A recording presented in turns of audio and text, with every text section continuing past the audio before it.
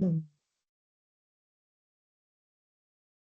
Je pense. Oui, Bonjour à toutes et à tous. Nous sommes ravis de vous accueillir pour ce webinaire sur la directive de transparence salariale, avec le titre qu'on a choisi qui est De l'ombre à la lumière, la loi a-t-elle le pouvoir de changer la culture?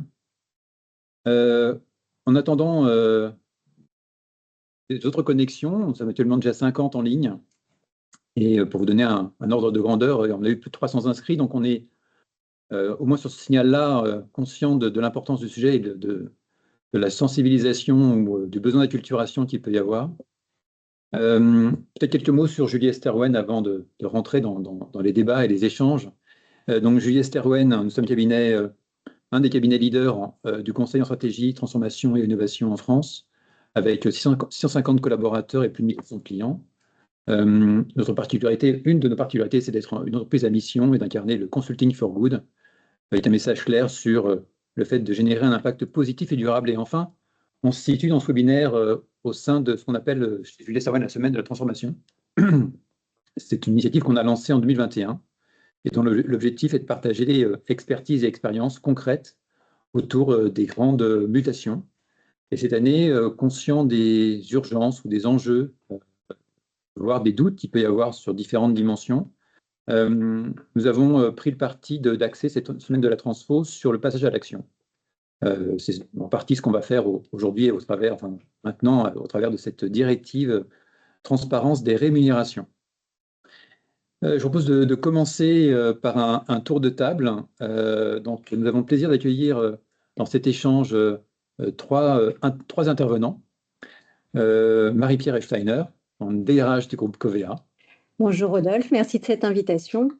Donc moi, je serai le témoin, on va dire, opérationnel qui va mettre en œuvre cette transposition. Et donc, je suis la DRH du groupe Covea. Et Covea, pour celles et ceux pour lesquels ça ne dit pas grand-chose, c'est un groupe d'assurance qui a 3 marques fortes, MMA, MAF et GMF, et 21 000 collaborateurs en France.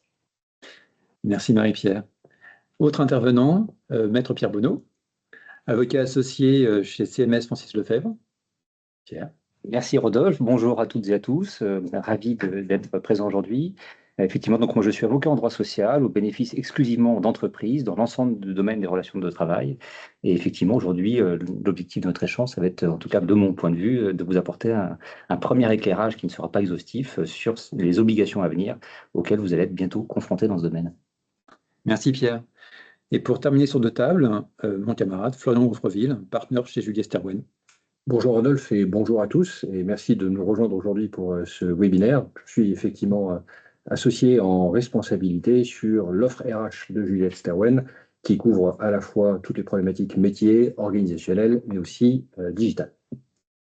Merci Florian. Avant d'entrer dans les échanges, juste une précision. Donc on va échanger pendant environ 40 minutes avec des questions à chacun de nos intervenants et ensuite, en tout cas tout au long de ce webinaire, n'hésitez pas à poser des questions dans la discussion et donc dans l'onglet Q&A pour qu'on puisse, dans le temps qui nous restera en fin d'échange, essayer de répondre à quelques-unes d'entre elles. On commence. Mon passé de juriste m'incite à commencer par le droit sur un sujet qui est une directive.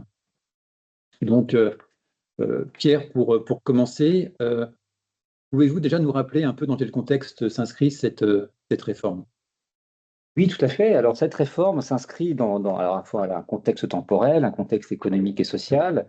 Le contexte économique et social, c'est que le combat pour l'égalité des rémunérations n'est pas encore gagné. Je pense que chacun le sait. Quelques chiffres très simples, 22% de différence de rémunération homme-femme. Et si on le rapporte à une durée de travail équivalente, on est aujourd'hui à peu près à 14%. Avec des différences extrêmement fortes selon les secteurs d'activité, puisque pour un même emploi, on est presque à 4% aujourd'hui de différence de rémunération, et avec par exemple 8 points de différence dans l'industrie, 0 points ou presque dans l'IT et les services informatiques, encore presque 12 points de différence d'égalité de salaire homme-femme dans le secteur du commerce. Voilà quelques illustrations qui montrent que le chemin à parcourir est encore important.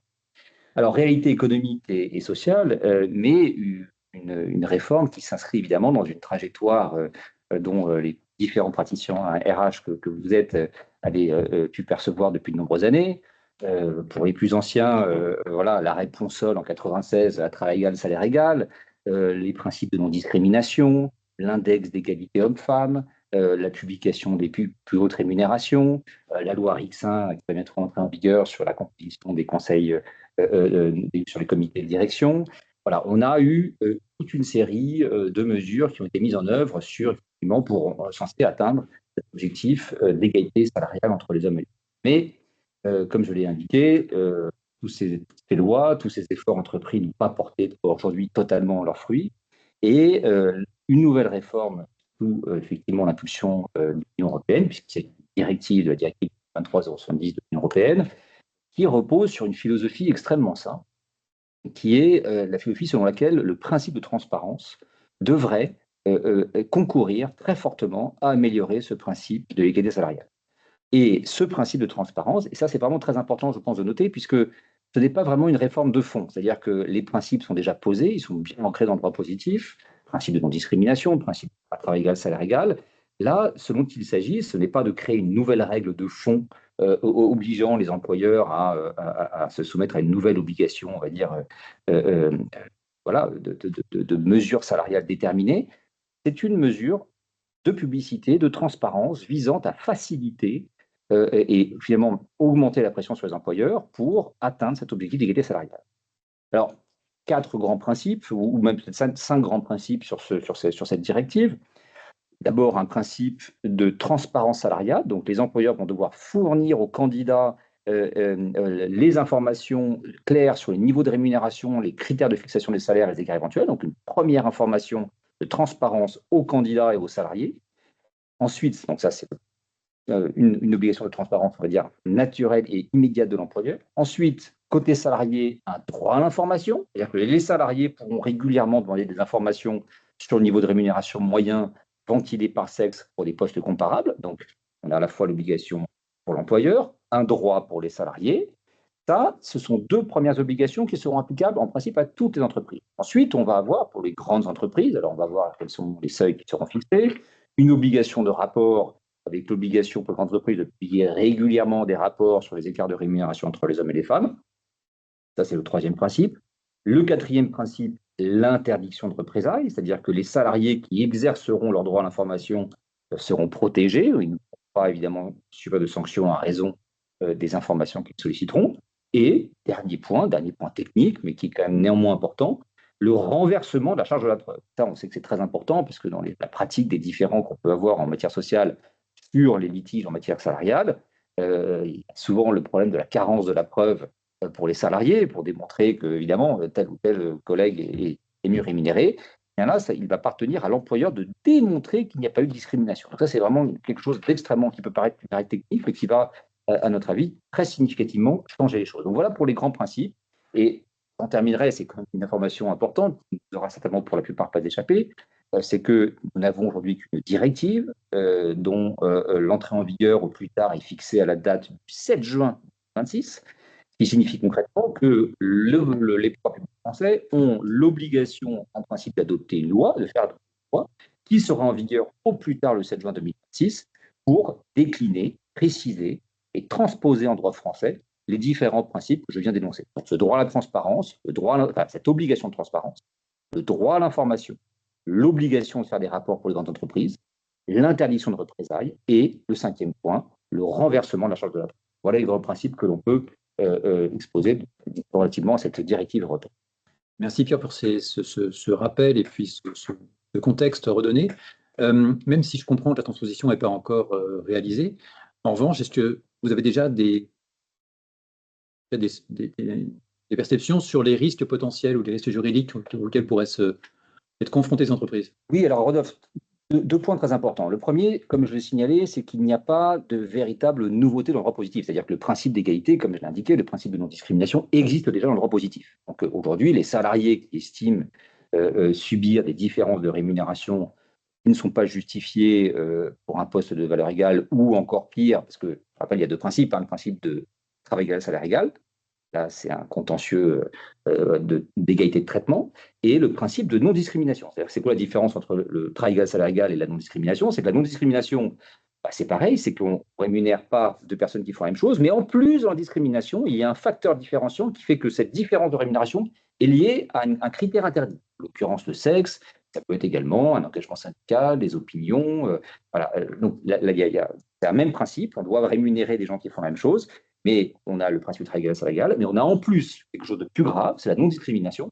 C'est-à-dire que lorsqu'en plus, cette différence de rémunération, elle procède du fait qu'il y a une personne qui est de tel sexe ou de tel autre, là, on est à un degré de gravité supplémentaire, c'est la discrimination. Donc, sur le fond, pas de changement. Mais ce qui va changer très significativement, c'est qu'on facilite l'accès à l'information et à la preuve par les salariés. Donc, la pression va être beaucoup plus forte pour les entreprises qui ont construit des systèmes de rémunération qui sont souvent le fruit de l'histoire, au gré des rapprochements d'entreprises, au gré des parcours des candidats qui rejoignent les entreprises, ce qui fait qu'on a beaucoup aujourd'hui de systèmes de rémunération assez hétéroclites dans les groupes de taille importante, ou même dans les entreprises de taille moins importante. Et toute la difficulté va être effectivement de parvenir à la fois à atteindre cet objectif fixé la directive et devra connaître plus précisément à la faveur du projet de loi à venir, tout en limitant, parce que ça va être ça le véritable enjeu pour les entreprises, limitant les risques contentieux, c'est-à-dire des demandes massives, avec un point qui est très important, c'est qu'il faut aussi l'intégrer peut-être dans le paysage du sujet pour ajouter en complexité, c'est qu'il y a, ceux d'entre vous qui ont peut-être vu aussi passer le sujet, il y a les actions de groupe qui ont été grandement facilitées en droit du travail. Voilà, il y avait beaucoup d'obstacles procéduraux jusqu'à présent, mais quelques verrous ont sauté et les autorités syndicales vont pouvoir aujourd'hui beaucoup plus facilement qu'elles ne le pouvaient par le passé engager des actions collectives. Et à l'évidence, ces rapports, cette transparence seront du combustible pour des revendications éventuellement contentieuses. Et donc, il faut bien sûr les anticiper dès à présent, mais je pense que nous y reviendrons. Absolument, merci Pierre.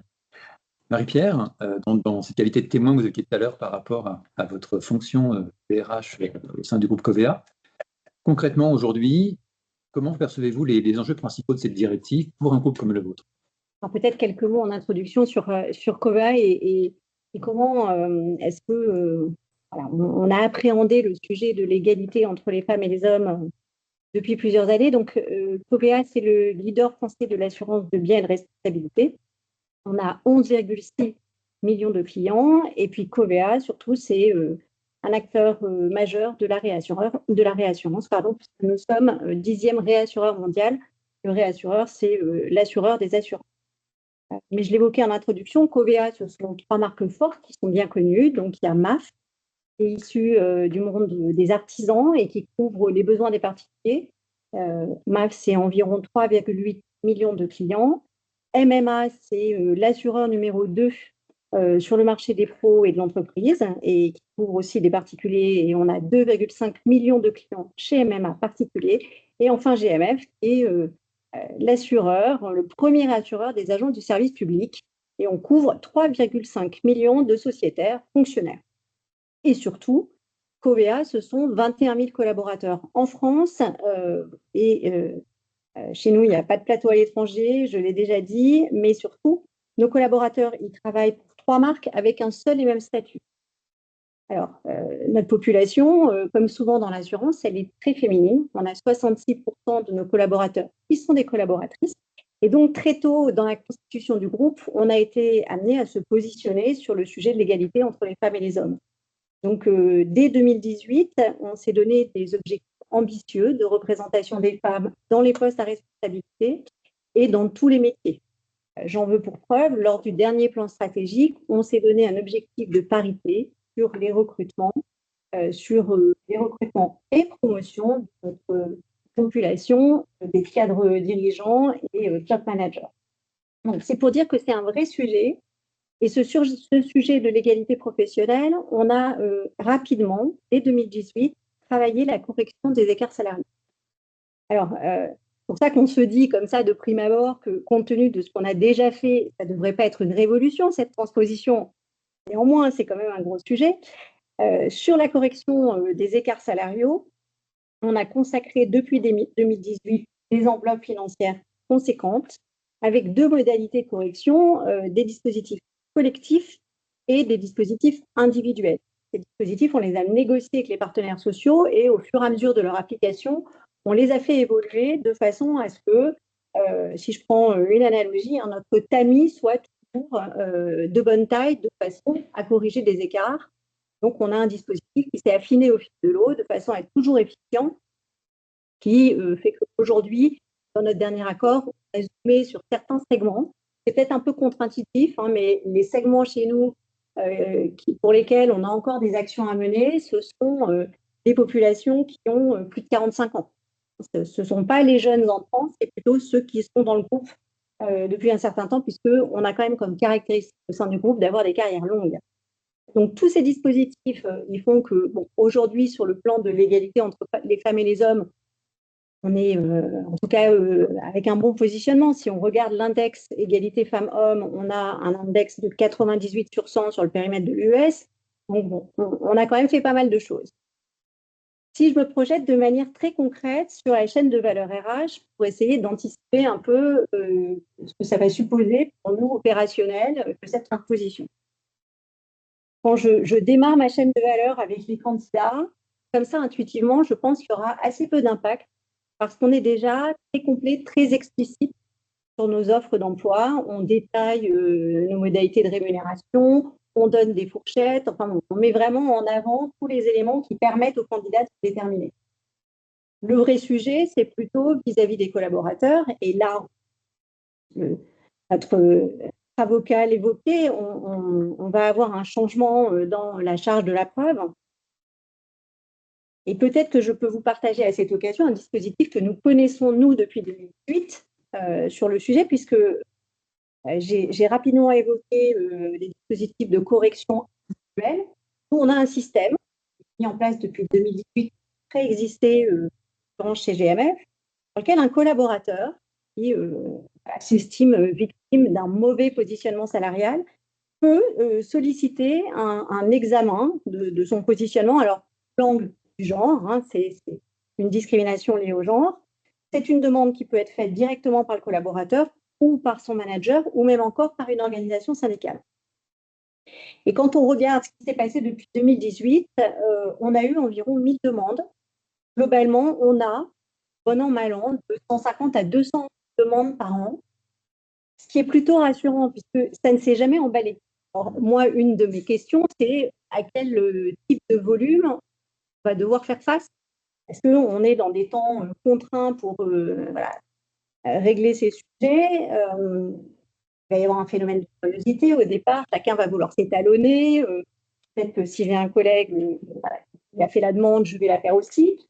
En tout cas, chez nous, pour avoir pratiqué ce dispositif, il n'y a pas eu de phénomène d'accroissement important de ces demandes. Et globalement, sur 1000 cas, c'est environ 9% des demandes qui ont fait l'objet d'une correction. Alors, la question qu'on se pose aujourd'hui, c'est comment est-ce qu'on va s'organiser pour faire face à ces possibles demandes. Hein. On va avoir évidemment un investissement en temps, en ressources, il faut qu'on soit outillé.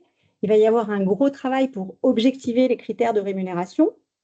Donc, on va s'appuyer sur des acteurs RH, sur les managers. Il y aura de la pédagogie à faire, c'est certain. Et puis, évidemment, on va aussi échanger de ces sujets avec nos partenaires sociaux.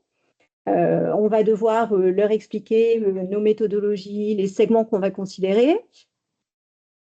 Je pense que sur ce sujet, nous, on a déjà une expérience, hein, puisqu'on négocie ces accords depuis 2018 avec les organisations syndicales, que ce soit sur les dispositifs de correction individuelle ou collectif, et on a un bon niveau de confiance réciproque. Donc, voilà, c'est un sujet. Maintenant, je suis assez confiante sur notre capacité à l'embarquer. Mon véritable enjeu, c'est l'anticipation.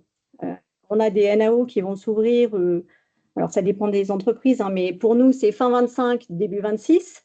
Et ça me semble être la dernière fenêtre de tir avant qu'on soit dans l'application très concrète du dispositif. Donc, on va avoir des échanges nourris avec les organisations syndicales et forcément, on aura de la pédagogie, de la communication à faire auprès des collaborateurs et des managers à ce moment-là.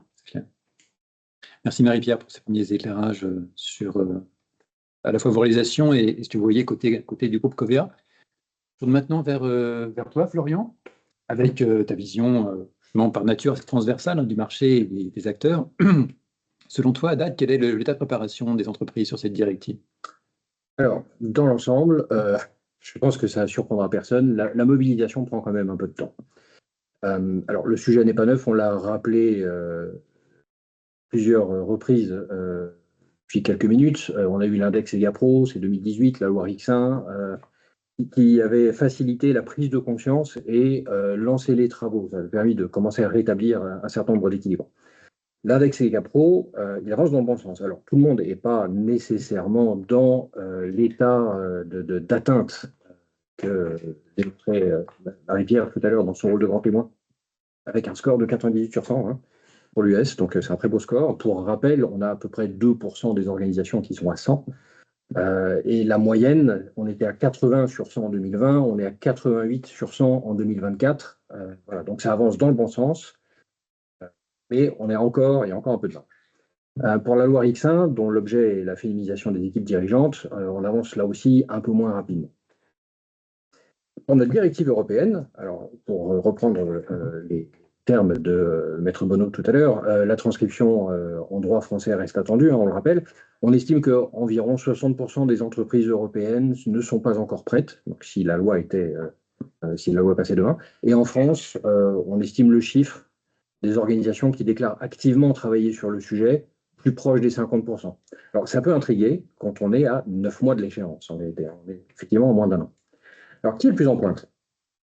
Comme Maître Bonneau évoquait quelques secteurs, pour l'occasion, j'aimerais prendre peut-être un prisme un peu différent et détailler peut-être 3 typologies d'organisations, celles dans lesquelles le dialogue social, alors, indépendamment du rôle des IRP, hein, est le plus avancé, ou celles dans lesquelles les sujets d'attractivité sont récurrents. Effectivement, travailler sur l'égalité salariale, ça permet de s'assurer qu'on ne va pas s'adresser de façon un peu plus favorable à 50% du marché. Et si on a des sujets d'attractivité, vouloir s'adresser à 100% du marché, effectivement, ça paraît être une clé intéressante. Une autre typologie, c'est celle dont les volumes de recrutement sont importants et qui industrialisent beaucoup, donc avec un nombre plutôt limité de types de postes différents et qui peuvent recruter, par exemple, par cohorte. On pourrait imaginer illustrer avec l'audit, par exemple, ça donne une bonne représentation. Dans ces organisations-là, en fait, on les remarque parce qu'elles ont un traitement en recrutement et promotion qui est industrialisé et donc qui laisse moins de place à la subjectivité individuelle. Et enfin, il y a les organisations plus régulées, celles qui sont soumises à supervision. Alors on pourrait parler des banques, et puis sous un autre angle, on pourrait parler des sociétés cotées aussi, qui ont lancé les travaux depuis un moment, alors un peu à l'instar de notre grand témoin Covéa aujourd'hui. Cela dit, le fait de commencer plus tôt, ça ne signifie pas nécessairement être plus avancé, et nos observations montrent d'ailleurs que certains grands groupes ne sont pas nécessairement plus alignés avec la réglementation à venir que d'autres. Les points d'attention que ces organisations manifestent en général, c'est la réaction des collaborateurs, y compris des managers. Ce qui laisserait penser finalement que ces organisations ne se sentent pas très très sûres d'elles et tout ça est suivi aussi avec un sentiment fort d'être mal équipé pour répondre à la fois aux questions des collaborateurs et des managers, tant en termes de critères objectifs opposables que même simplement d'ailleurs de capacité matérielle à répondre au volume face au volume de demandes projetées.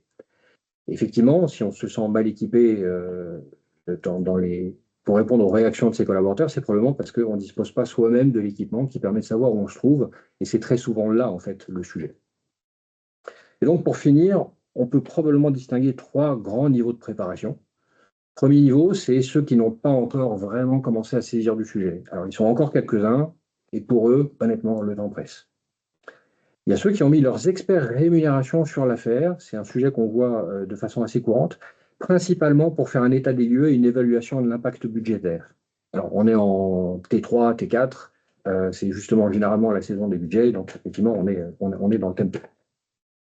Et puis, il y a les plus avancés, alors c'est ceux qui ont fait leur état des lieux, et on va en parler, mais l'état des lieux, c'est le sujet premier à regarder, hein. Donc, ceux qui ont fait leur état des lieux et qui ont entrepris des travaux de refonte, d'architecture de leur emploi et grille de rémunération quand c'était nécessaire, souvent assortis de réflexions sur le reste des processus RH.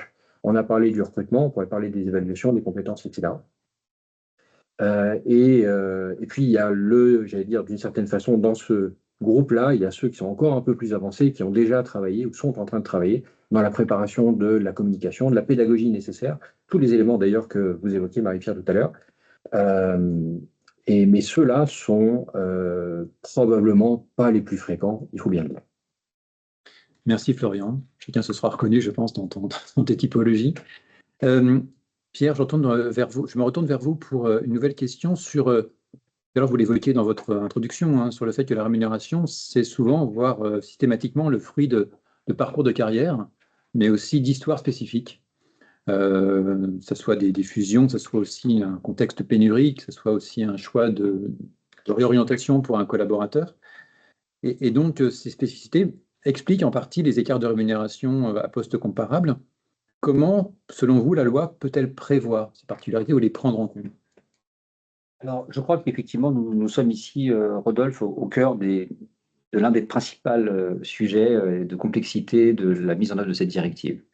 La directive reconnaît que des écarts de rémunération peuvent exister pour des raisons objectives et légitimes, telles que le texte cite l'expérience, la compétence, la performance ou des circonstances particulières. Dans les circonstances particulières, on peut avoir effectivement la pénurie de compétences, on peut avoir une fusion, on peut avoir des sujets de mobilité.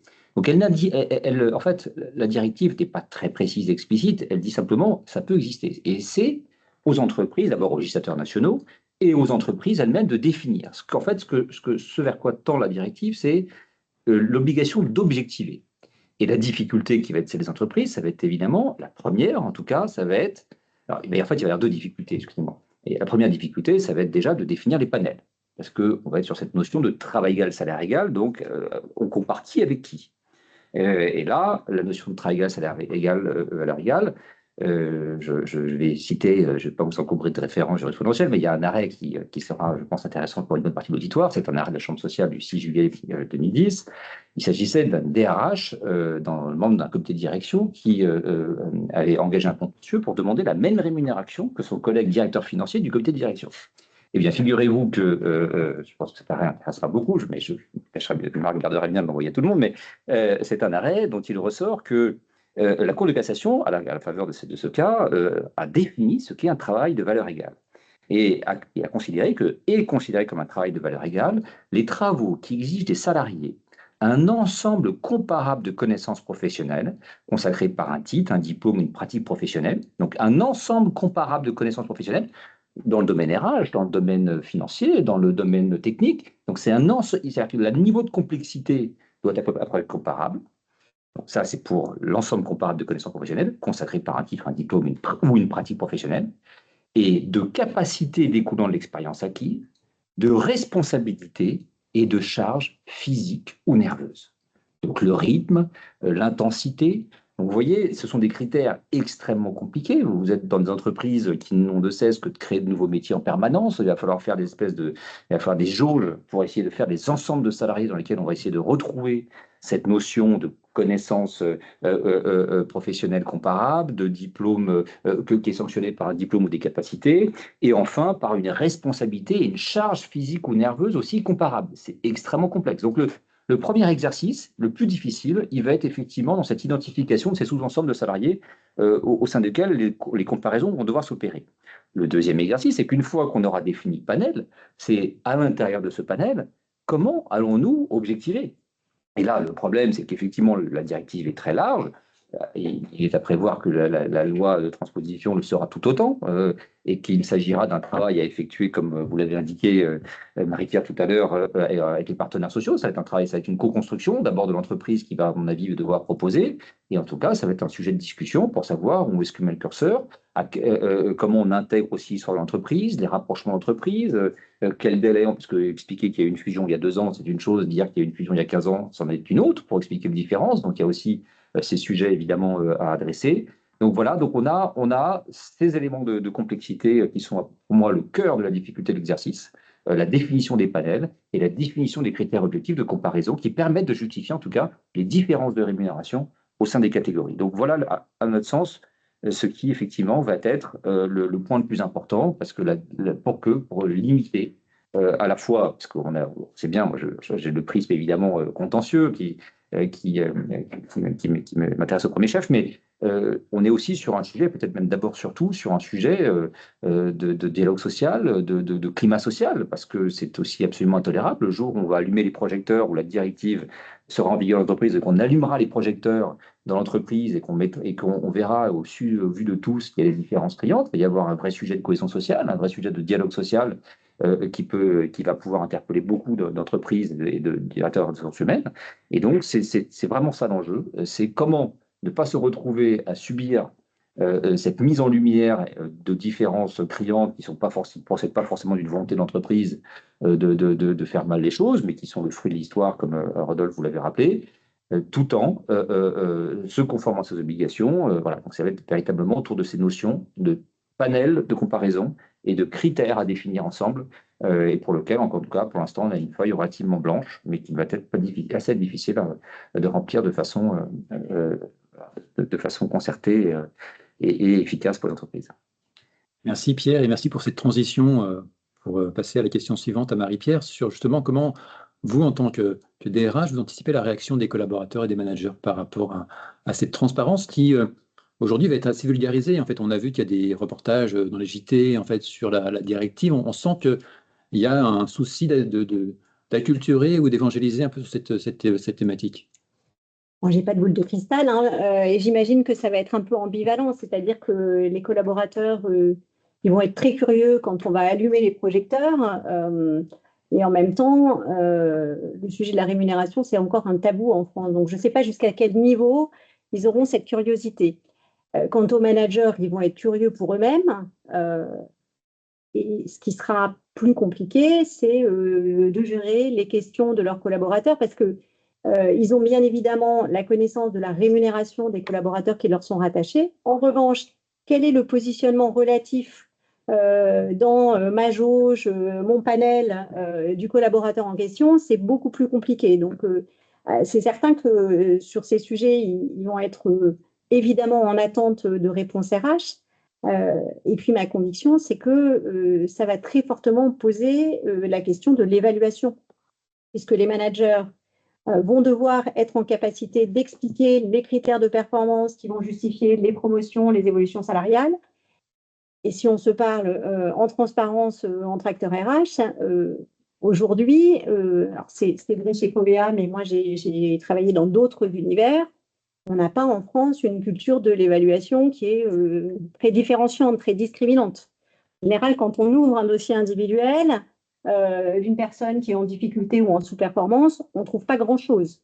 Donc, on va avoir un vrai sujet autour de l'accompagnement des managers sur ces dynamiques d'évaluation, ce qui est certainement un levier d'attractivité, de réponse aux attentes des collaborateurs, parce que nous, on le voit chez Covea, on fait des baromètres sociaux chaque année, et dans les sujets qui remontent très fortement, c'est le besoin de reconnaissance individuelle. Et là, avec ce dispositif, quelque part, le deal qu'on va pouvoir passer, c'est si tu es bon, tu seras reconnu. Et ça me semble être un axe fort de politique RH, c'est vraiment comment est-ce qu'on reconnaît mieux la contribution de chacun. Donc, ça me semble en tout cas être une vraie opportunité si on arrive à être au rendez-vous de cette progression, cette dynamique autour de l'évaluation. Merci Marie-Pierre pour ces éclairages qui effectivement sont encore très prospectifs. Par rapport à cette directive, à cette transposition et à son application. Donc je reviens vers toi Florian, avec une question qui est sans doute la plus simple, hein, sur à moins d'1 an d'entrée en vigueur de la directive, selon toi, qu'est-ce qu'on peut faire, qu'est-ce qu'on doit faire selon son état de préparation? Alors oui, la question est simple, la réponse l'est peut-être un peu moins, on s'en doute. Et c'est d'ailleurs certainement le cœur de notre conversation aujourd'hui. Finalement, on est à 9 mois, comme on le disait, hein, de la transposition. Dans un cycle RH traditionnel, annuel, on pourrait se dire on a une campagne de rémunération précédée d'une campagne d'évaluation de la performance, de NAO. Qu'est-ce qu'on peut faire dans ce temps-là? Alors, je pense qu'on a en face de nous déjà 3 impératifs à considérer. Dans l'ordre, on va avoir la conformité, le climat social, bien sûr, et puis il y a l'externe, il y a les autres parties prenantes. Et pour se mettre en conformité, et puis aussi pour se rassurer, ou au contraire pour avoir un état des lieux clair, en tout cas, la première clé pour avoir un plan, c'est l'audit et l'identification des écarts pour objectiver et mesurer justement ces écarts de rémunération existants, s'il y en a. Parce que la première obligation, ça va être la publication de ces écarts, ou d'ailleurs de leur absence d'écart. Si ce n'est pas fait, je pense que c'est vraiment le sujet qui est à lancer immédiatement, c'est cette notion d'audit. La seconde priorité, c'est la communication vis-à-vis des équipes, et donc c'est la prise en charge, j'allais dire, d'une certaine façon du climat social, et les actions correctives. Alors, revenons déjà sur notre première priorité. Qu'est-ce qui se passe avec cet audit? Une fois qu'il est fait, il y a deux possibilités en réalité. La première, c'est qu'on voit que les classifications, les grilles tiennent la route, qu'on n'a pas de risque majeur sur les grilles d'analyse. On peut en avoir évidemment sur les montants de rémunération, mais si on n'a pas de risque sur les grilles d'analyse, alors on peut commencer à passer à la suite, l'humain, dont on va parler dans un instant. Et puis, on peut commencer à aussi exploiter la prochaine campagne de NAO et de rémunération pour solder les anomalies relevées. Alors, selon les organisations, il peut y avoir des effets, on va dire, d'échelle, des effets de taille budgétaire, peut-être, à résoudre. Mais déjà, on tient, on va dire, une grille d'analyse qui est plutôt pas mal. Ou alors, votre classification et votre structure de rémunération présentent des incohérences ou des risques forts. Alors, là encore, le sujet, c'est la conformité et la publication prime pour rester en conformité. Et la première échéance se fera probablement sur la base actuelle, sur une base imparfaite, qu'on pourra peut-être prendre le temps d'amender si on voit des sujets importants durant cet audit. Mais il faut probablement prendre le parti là de travailler sur la communication interne et d'établir un plan de correction objectif et en parallèle de débuter sans attendre évidemment toute l'action de refonte de la grille d'analyse, de la classification, la pesée des postes, etc. Je pense que ce qu'on peut se dire, c'est que rares sont ceux qui pourront prétendre à la perfection pour juin 2026. Et je pense que c'est un message important, et je pense que surtout, il faut répondre à l'impératif. Et oui, il faut surtout répondre à l'impératif de mesure et de publication, et je pense que c'est aussi important, mais c'est pour d'autres raisons, il faut assortir cet impératif de mesure et de publication d'un plan d'explication et de correction. Et ça doit prendre, je pense, là aussi, pas mal de l'énergie, de la réflexion, du focus de ceux qui nous écoutent et des organisations en France. Et alors, comme le temps presse justement chez Juliette Stawen, nous, de notre côté, nous avons conçu un diagnostic express de maturité qui, en quelques jours, fait un état des lieux des différentes dimensions, culture, processus, capacité à répondre. Et puis, pour l'audit, il faut être conscient du fait qu'il y a quand même de grands volumes de données à traiter. Et donc, nous travaillons avec des outils assistés par des IA spécialistes parce qu'on pense qu'on ira quand même assez difficilement à la bonne vitesse sans conseil outillé, compte tenu de la durée qui nous reste. Alors, j'évoquais aussi l'humain. Il faut probablement là progressivement préparer l'arrivée de la loi. Et là, le terme pivot, c'est progressif. Auprès des collaborateurs, auprès des managers, l'idée, c'est d'éviter ce qui a été évoqué quelquefois tout à l'heure. C'est une sorte d'effet révélation avec toute la fébrilité assortie qui peut apporter finalement une forme de trouble, troubler la sérénité de l'entreprise. Alors, on pourra exploiter des temps qui sont un peu privilégiés pour ça, qui sont les temps de campagne, où les managers et les collaborateurs vont passer des moments de discussion en tête à tête, mais il faut les préparer. Et donc, pour les préparer, c'est de la pédagogie envers les managers d'abord, au premier plan, pour préparer les prochaines campagnes et ces discussions avec les collaborateurs. Expliquer la directive, expliquer ses impacts, ce que l'organisation a déjà fait, parce que beaucoup d'organisations ont déjà fait beaucoup de choses, à l'instar de ce que Marie-Pierre évoquait tout à l'heure, et aider nos managers à tenir ces futures conversations. Il faut les faire monter en puissance sur ce sujet-là, avant les campagnes évidemment, dès la fin d'année. Le deuxième élément, c'est fournir aux managers les outils pour situer leurs équipes, pour objectiver. On peut penser à des comparations, on peut penser à des moyennes de rémunération. Alors évidemment, il faut former les managers sur ces sujets-là, et dans certaines organisations, on n'a jamais vraiment parler rémunération et structure de la rémunération, comparatio, etc., avec les managers parfois. Néanmoins, ça paraît important afin d'objectiver les campagnes à venir et de faciliter le traitement de cas particuliers, de cas spécifiques. Et on peut imaginer pour ce faire de passer aussi peut-être par les self-service managers dans les CRH. Il y a évidemment d'autres moyens. Donc, de la pédagogie pour expliquer toutes ces notions qu'on évoque, la loi, ce que c'est qu'un comparatio, la rémunération, la relation rémunération, compétences, performance, ce qui était évoqué par Maître Bonneau tout à l'heure, puisqu'effectivement, il faut expliquer ce que c'est un poste égal, un travail égal. Enfin, il reste l'externe et les tiers. La publication de vos grilles, indirectement, notamment par le biais des offres d'emploi, va interpeller la concurrence, les candidats et potentiellement aussi les IRP. Et là, il y a deux sujets. Avec la transparence du marché et selon la façon dont vous vous positionnez face à ce marché, il sera essentiel évidemment de renforcer la proposition de valeur au-delà de la rémunération. Et donc, on retrouve un élément que chez Juliette Sterwen en plus depuis un moment, qui est le marketing comme compétence clé des ressources humaines. Un poste, une proposition de valeur, ça n'est pas qu'un salaire. Il y a beaucoup d'autres choses autour d'une organisation. La preuve, il y a des organisations dans lesquelles on fait l'essentiel de sa carrière, ça existe toujours. Vous en parliez tout à l'heure, Marie-Pierre. Il y a d'autres avantages qu'on peut effectivement mettre en avant et qui sont intéressantes à porter les tiers. Et puis, il y a le fait que cette directive introduit aussi un levier supplémentaire, alors qui sera utilisé selon les cas par la représentation du personnel ou par l'entreprise, en fonction de la générosité de la politique de rémunération, des enjeux d'attractivité ou de turnover. Et ça, je pense que ça nous promet quelques conversations intéressantes. Merci Florian pour cette réponse. Une question à vous trois. Vous allez voir, c'est une question entre guillemets double, mais il y a évidemment un lien entre les deux parties qui composent la question. À chaque réglementation, on nous dit une obligation, certes, mais avant tout une opportunité. Est-ce que vous croyez un instant que cette directive et sa mise en œuvre en France pourrait être pour les entreprises une opportunité? Et ma seconde partie de question, elle est en lien sur cette dimension culturelle. Est-ce que pour vous, on est sur un changement culturel, notamment par rapport à ce tabou français autour de la rémunération qui pourrait tomber ou évoluer? Ou est-ce qu'on sera juste sur un cadre de conformité avec un respect finalement assez minimal? Donc, opportunité, vous y croyez? Et par rapport à ce changement culturel, est-ce qu'on peut y croire? Est-ce qu'on sera juste sur un alignement ou une conformité? Je ne sais pas qui veut commencer.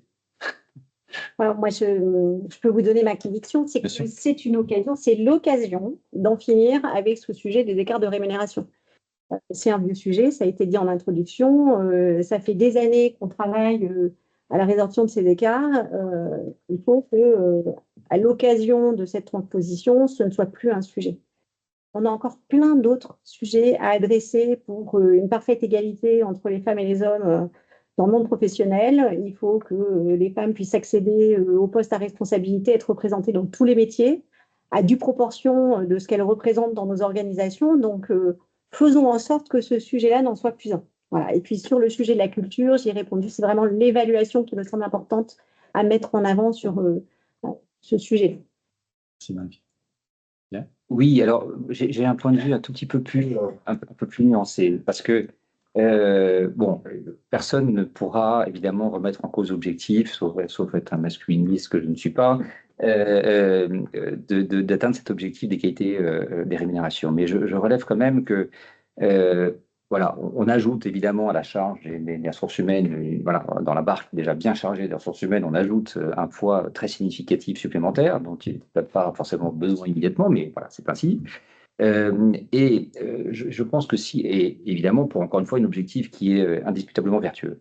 Mais s'il y a un changement peut-être, on pourrait paraître un petit peu intellectuel, mais s'il y a un changement peut-être à attendre, je pense, de cette réforme, c'est que finalement, pour regarder les choses un peu plus largement, c'est qu'elle s'inscrivent on est dans une société de transparence aujourd'hui, de plus en plus, à tous égards, sur tous les sujets. Et on se rend compte, alors là, on parle du sujet de la rémunération, mais que de manière générale, dans toutes les décisions managériales, on est bien en peine aujourd'hui, dans une société française de tradition où l'écrit n'existe pas, on est dans une tradition d'oralité, et on voit de ce point de vue que les fortes différences culturelles en Europe entre les pays à 2 millions de protestants, une grande culture de l'écrit, et des pays de l'oralité, des pays plus latins comme le nôtre. Et on se rend compte que on marche un peu avec un sac chargé de pierres, puisque dans ce pays où on n'a pas une grande culture de l'écrit, on se retrouve à avoir du mal à décider. Alors, je pense que ce sujet parlera à tout le monde lorsqu'on traite les sujets de problèmes de harcèlement, de risques psychosociaux, où on nous dit toujours, ah, mais il y a toujours eu un problème. Bah oui, mais est-ce que vous l'avez écrit? Non, voilà, donc on a toujours ce même problème. Le manque de courage managérial, le fait de ne pas pouvoir adresser une évaluation avec suffisamment de sincérité, parce que, voilà, que ce soit sur la rémunération, sur l'évolution de carrière, on préfère avoir des gens qui vous sourient le matin plutôt que des gens qui font la tête. Donc voilà, ce qui est tout à fait compréhensible. Mais on se rend compte qu'avec ces obligations qui sont ajoutées là, sur les employeurs, voilà, cette logique, cette culture de l'oralité, du subjectif, etc., elle est de moins en moins possible. Et donc, je pense donc cette réforme est vertueuse par son objectif d'une part, mais aussi par le fait qu'elle peut contribuer. Et je pense que le grand sujet managérial, il est là, à aider les managers à objectiver les décisions. Je pense que le cœur du sujet est là. C'est-à-dire, voilà, je suis toujours effaré, moi, quand je vois dans les différents dossiers contentieux les évaluations. Voilà, la façon, qui sait aujourd'hui remplir une évaluation correctement?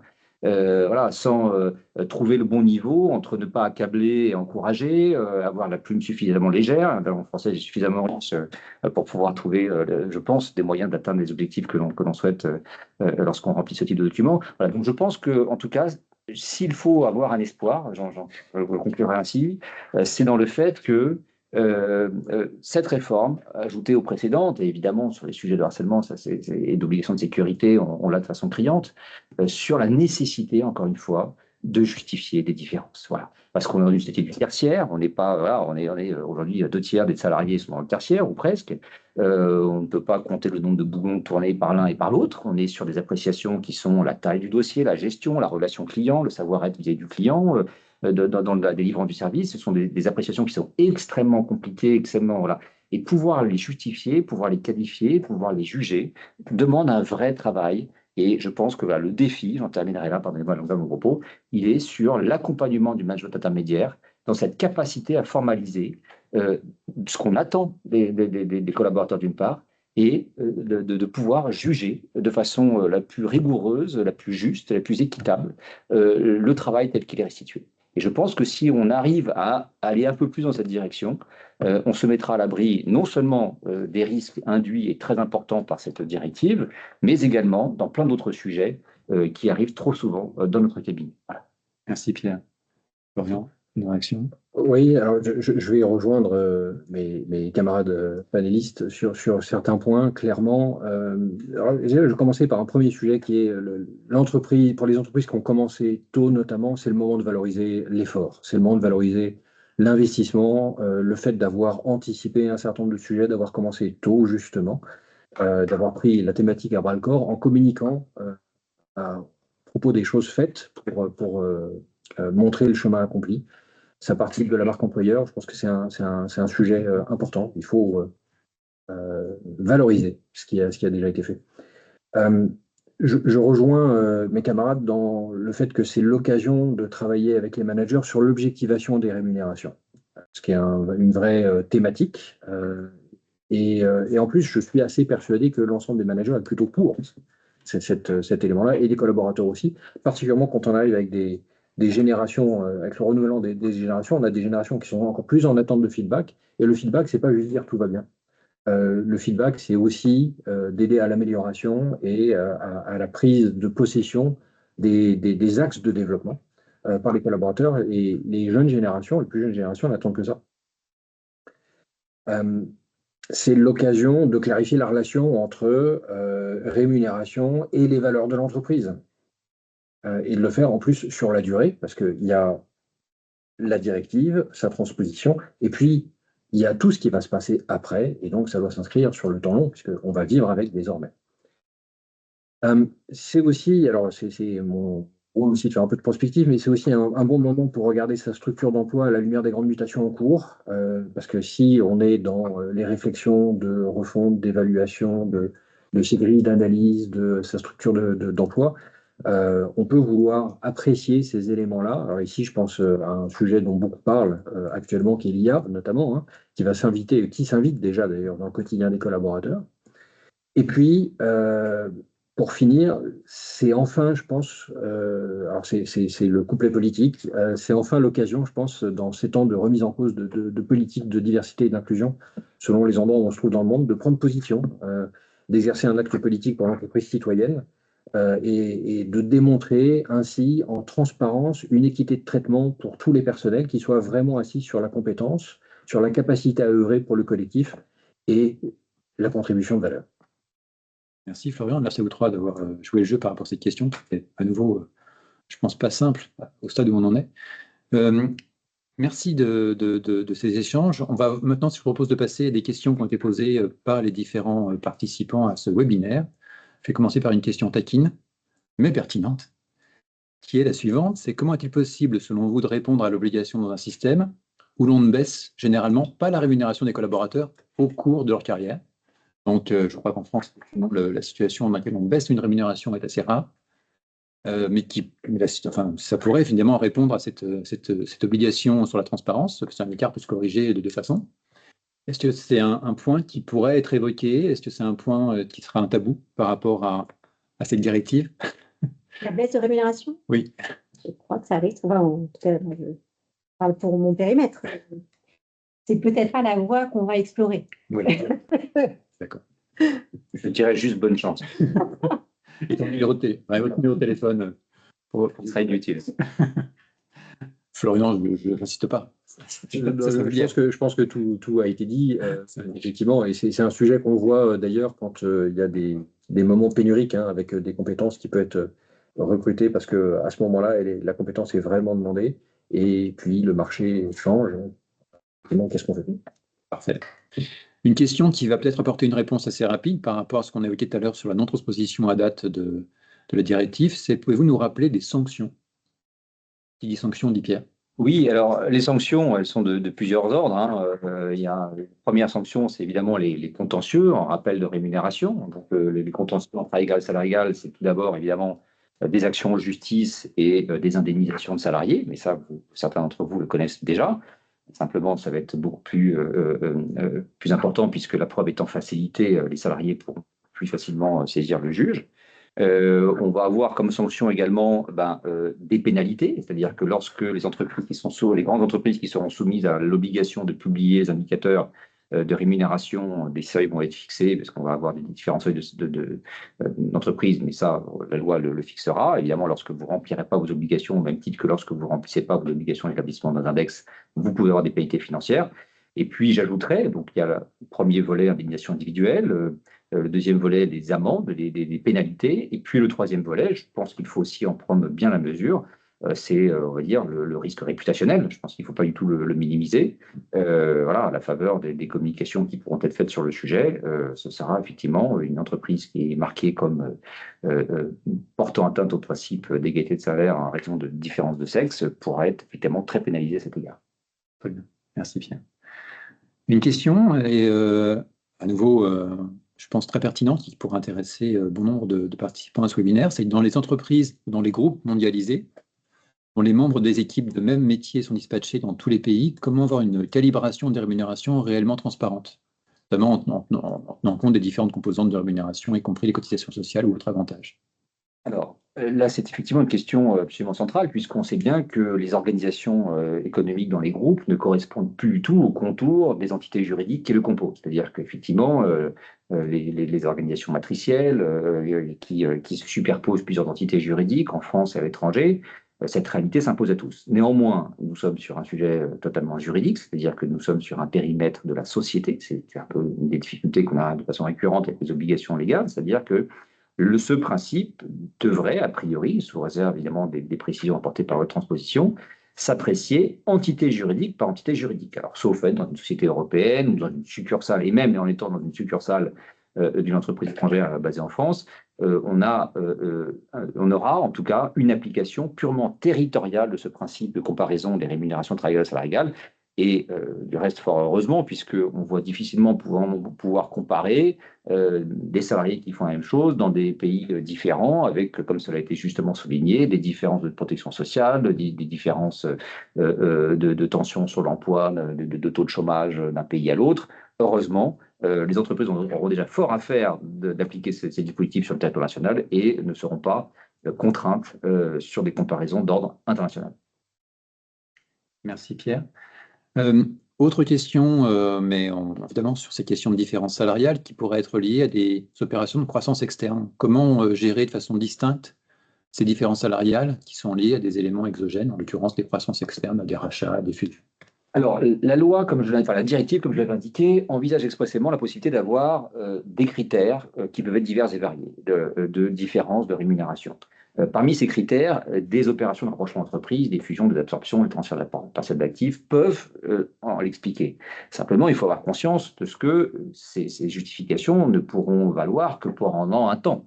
Et voilà, et que les différences, expliquer qu'un salarié est payé 30% de moins qu'un autre qui fait exactement la même chose parce que la société a été absorbée il y a 12 ans, voilà, on va avoir évidemment une limite à l'exercice. Donc, ce que l'on peut dire, c'est que oui, ce type de circonstances pourrait être pris en considération, fort heureusement, parce que c'est le lot de toutes les entreprises. Il n'y a pas une seule entreprise aujourd'hui qui ne vit pas par des organisations, même, enfin, pas nécessairement en croissance externe, mais par des organisations internes, des fusions. Simplement, il y aura certainement des limites temporelles à discuter, soit fixées tout seul, soit fixées en concertation avec les partenaires sociaux, quant à la possibilité d'absorber ces différences dans le temps. Voilà ce que l'on peut peut-être imaginer comme piste de solution. Merci. Autre question, et je vois que le temps file, donc on va en limiter le nombre maintenant. Il y a une question sur comment se préparer. Il paraît évidemment du bon sens quand on ne sait pas encore ce qui sera mesuré dans la loi française. Florent, tu as commencé à donner des éléments de réponse? Alors oui, on n'a pas nécessairement exactement ce qui va être donné dans la loi française. Néanmoins, il y a effectivement des éléments de jurisprudence qui avaient été évoqués par Maître Bonneau tout à l'heure. Et on est tout de même déjà équipé. On a généralement des conventions collectives, on a des niveaux à l'intérieur de ces conventions collectives qui permettent aussi déjà d'avoir une première photo. Donc là, je pense que les premiers travaux doivent porter sur, en fonction des éléments qu'on a, les écarts qu'on peut recenser sur des postes selon ces grilles-là. Alors déjà parce que c'est ce qui permettra de se rassurer un peu et d'avoir une photo objective de la chose pour commencer. Il y a un deuxième élément qu'on peut regarder, c'est ensuite quand on repère ces écarts, effectivement, c'est comment les objectiver, et on peut les objectiver avec plusieurs éléments. Il y a des éléments d'historique, on en citait aussi quelques-uns tout à l'heure. Il y a des éléments de compétences qui peuvent être plus ou moins pénuriques, plus ou moins rares, qui permettent d'accomplir une partie du job de façon différente. Il y a tout un ensemble de sujets à regarder. Donc, les éléments existent. Ils seront effectivement très probablement précisés par la loi, mais je pense qu'on a déjà aujourd'hui dans les mains de quoi commencer les travaux. La preuve, beaucoup d'organisations l'ont déjà fait. Merci Florian. Dernière question, peut-être plus pour vous, Marie-Pierre, où on sent qu'il y a aussi un questionnement sur cette dimension externe et ce miroir public que demain on aura au travers des rémunérations qu'on communiquera de manière peut-être plus précise en fait dans les annonces, par exemple. Est-ce que ça peut être une crainte pour un groupe ou une entreprise demain avoir en fait une visibilité sur ces niveaux de rémunération y compris par rapport à ses concurrents? Que j'évoquais, c'est que, à mon sens, ça ne va pas être un sujet majeur puisqu'on est déjà très explicite dans nos offres. Alors là où le sujet peut être un peu différent, c'est sur des postes experts ou cadres supérieurs, où là, on a des fourchettes qui sont indicatifs. Mais bon, le profil nous permet de préciser le niveau de rémunération. C'est sûr que ça va changer la donne, de ne plus pouvoir questionner le candidat sur sa rémunération actuelle. C'est un peu nos pratiques quand même pour trouver le bon niveau de rémunération à proposer pour vraiment nos offres d'emploi que j'appelle d'entrée de filière, là où on a des gros volumes. Il n'y a pas de changement. On connaît déjà les grilles de rémunération de nos concurrents sur des marchés d'emploi qui sont très compétitifs. On sait exactement, à quelques centaines d'euros près, comment on est positionnés les uns et les autres. Donc, ça ne sera pas un gros changement, me semble-t-il. Très bien. Merci Marie-Pierre.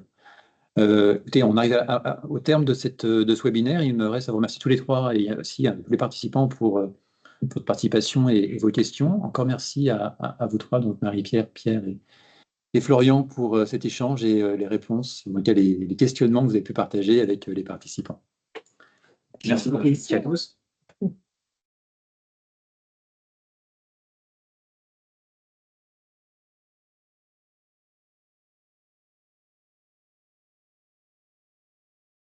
Petit échec. Oui, mais Sans doute.